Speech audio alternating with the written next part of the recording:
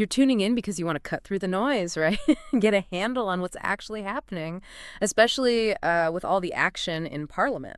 Yeah, it's been busy. So we're diving straight into a big one that's been making waves.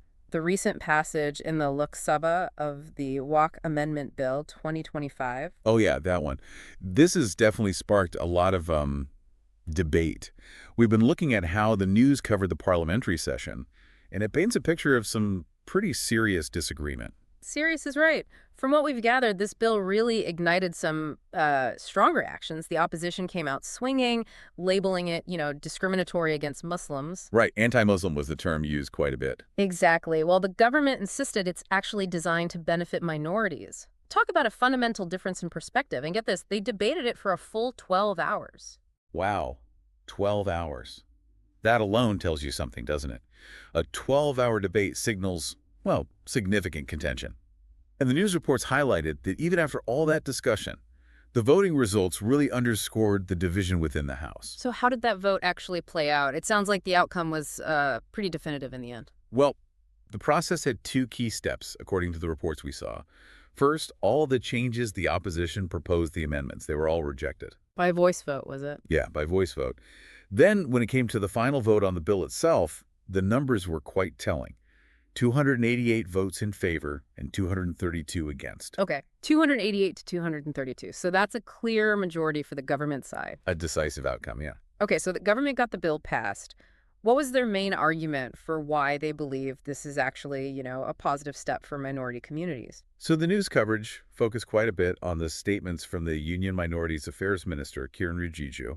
He was very clear in stating his belief that India is the safest country for minorities. The safest. That's a strong claim. A very strong claim. He even pointed to the success and the thriving of the Parsi community as an example of this safety and inclusivity. Interesting example. So the government's framing it as a move within a secure and supportive environment for minorities already.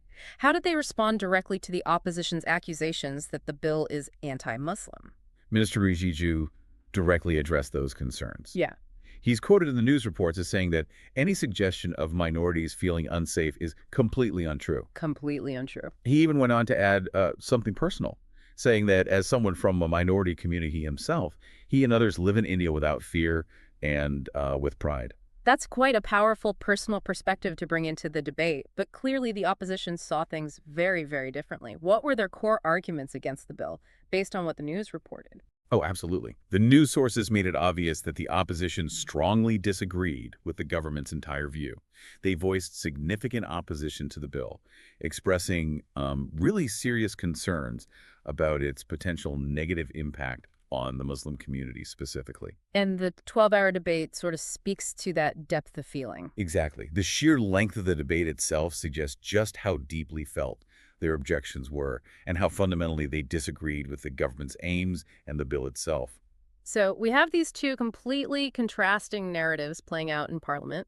The government is saying it's for the good, boosting minority welfare, and the opposition is raising serious alarm bells, calling it discriminatory. It seems the news coverage really just focused on presenting these opposing sides. Pretty much, yeah. Without drawing its own conclusions, which is often the case in straight news reporting, the reports primarily served to highlight these competing viewpoints as they were expressed on the floor of the House. They relayed the government's justifications alongside the opposition's criticisms. Essentially presenting the situation for you, the listener, to consider, laying out the arguments from both camps.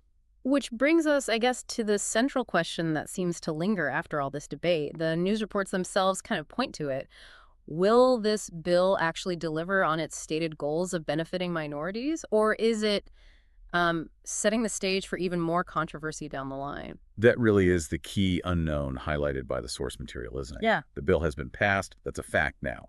But its future impact and how it will actually affect minority communities in the long run, that's still very much up for debate and future scrutiny. Right. So to sum up then, what we've gleaned from this look at the news coverage is a Lok Sabha session dominated by a really contentious, lengthy discussion around the Waqf Amendment Bill 2025. Yeah, marked by that long debate and the clear divide. We saw a clear vote in favor, backed by the government's assertions of benefit, but also heard these really strong dissenting voices from the opposition with serious reservations about its implications, particularly for Muslims. Precisely. This deep dive into the news gives us that snapshot of a significant event in Parliament and, importantly, underscores the sharply contrasting ways in which this bill and its potential consequences are being interpreted. It really makes you think about the complexities involved in, well, governing a diverse country and these ongoing conversations around minority rights and government policy. What will be the wider effects of legislative actions like this one? And how do we reconcile such different understandings of their impact? Ooh, exactly. Definitely something to keep in mind as this develops.